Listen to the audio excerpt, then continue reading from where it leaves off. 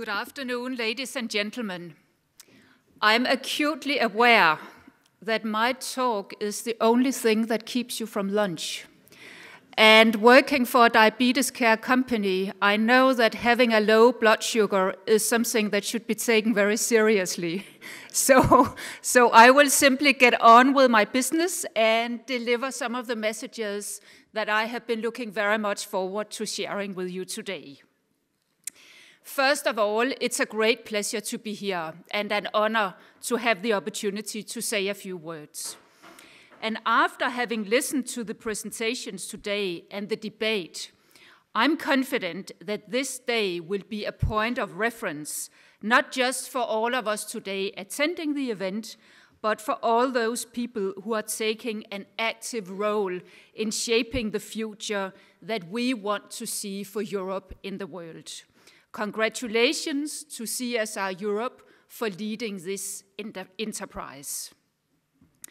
We have a shared vision of scaling up smart, sustainable, and inclusive growth for Europe, and we are determined to make it happen. We need not remind ourselves of the famous quote from the Apollo 13 team: "Failure is not an option." We are not putting a man on the moon. Our task is much more mundane. We are keeping mankind here on Earth. As we all know, sustainability in the world and in business is an imperative for survival and continued development.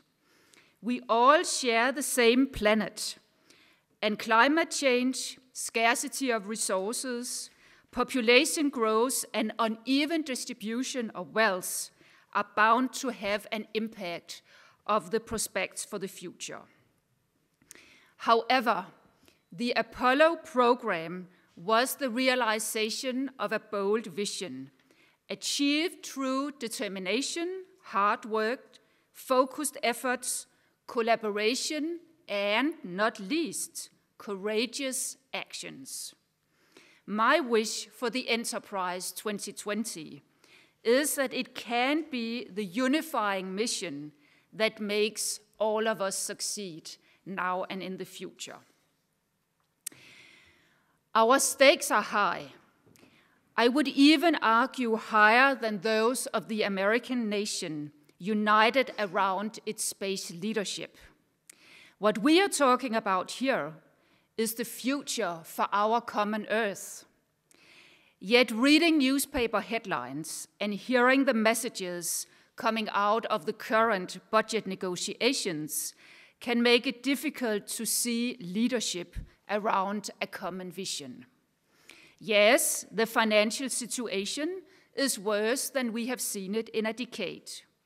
Yes, we experience social unrest, and millions of people are paying the price in the wake of fiscal maneuvers that were not about balancing growth.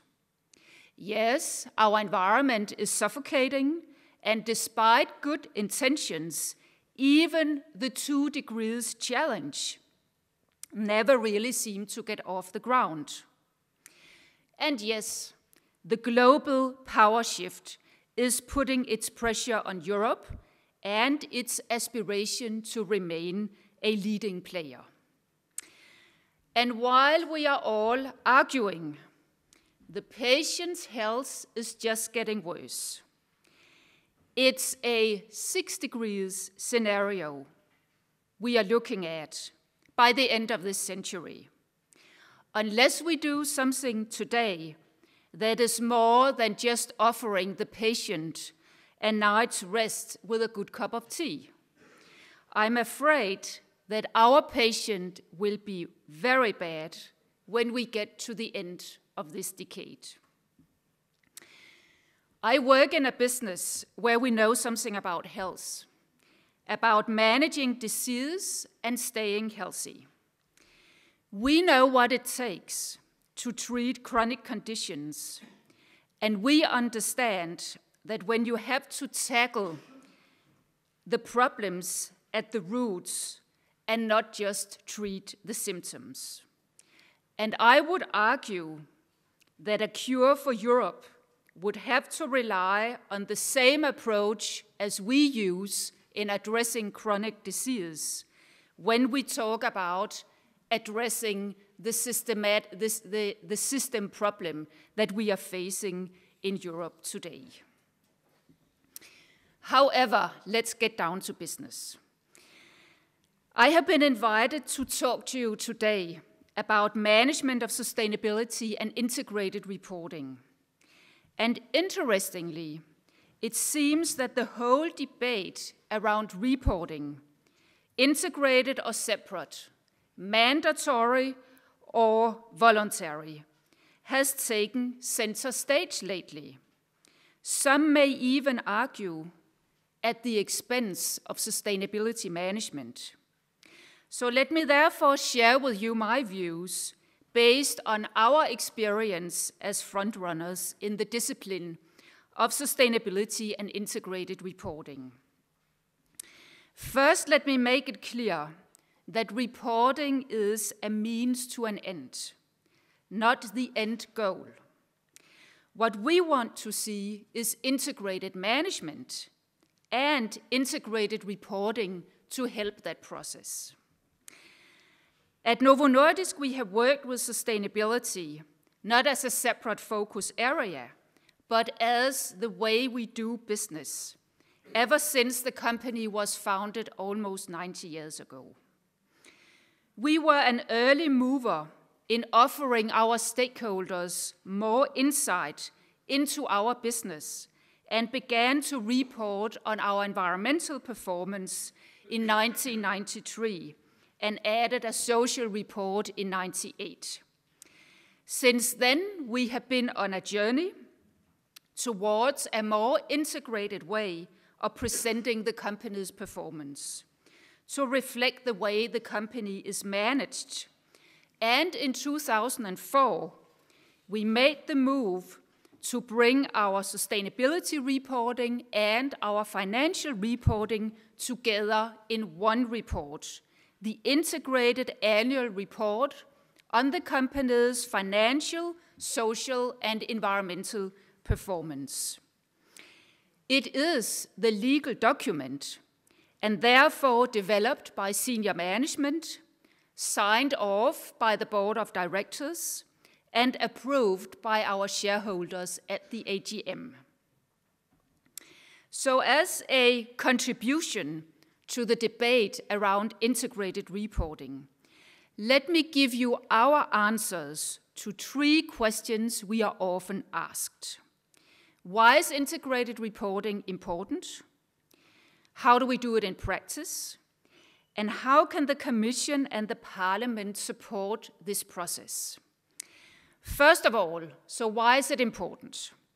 For Novo Nordisk, it's important to communicate to our shareholders and other stakeholders in one voice about our performance, our challenges, and our strategic responses.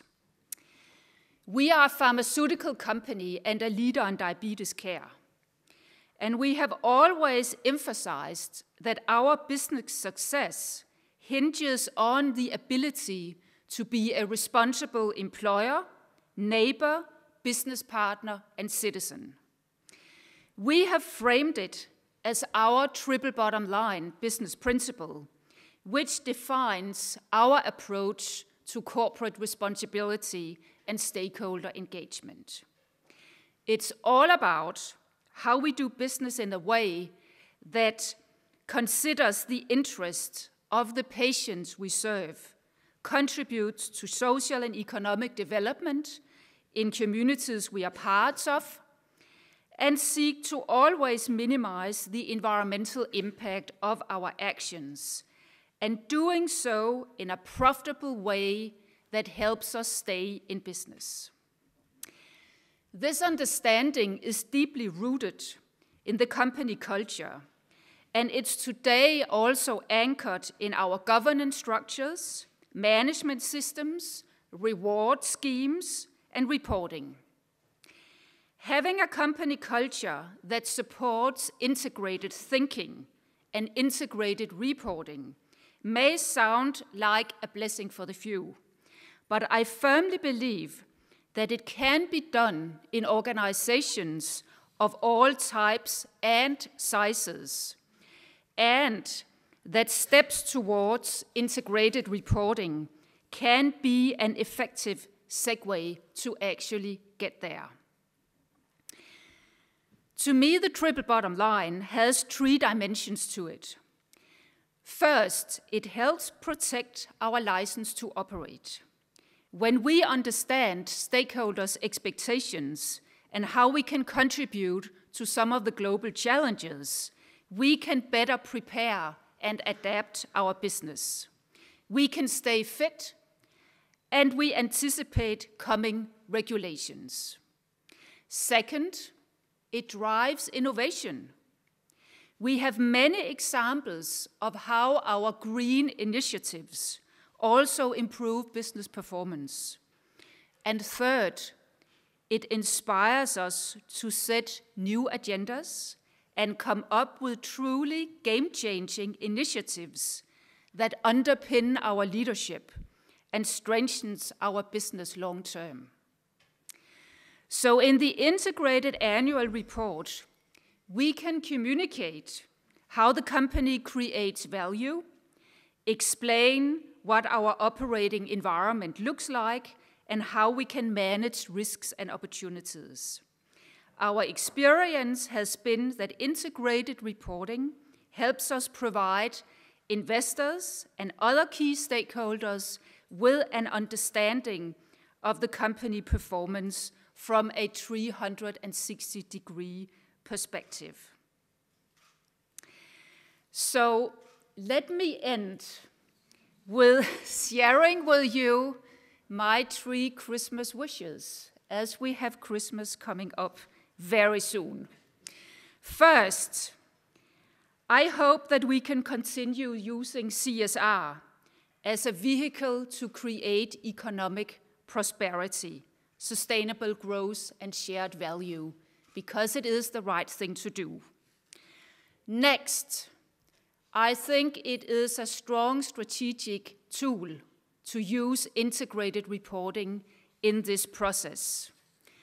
And finally, I hope that we can politicians and the parliaments combine strengths and support behind the existing international initiatives. If we do that in partnership with passion and dedication, I'm sure we can create a better Europe for the next generation. Thank you.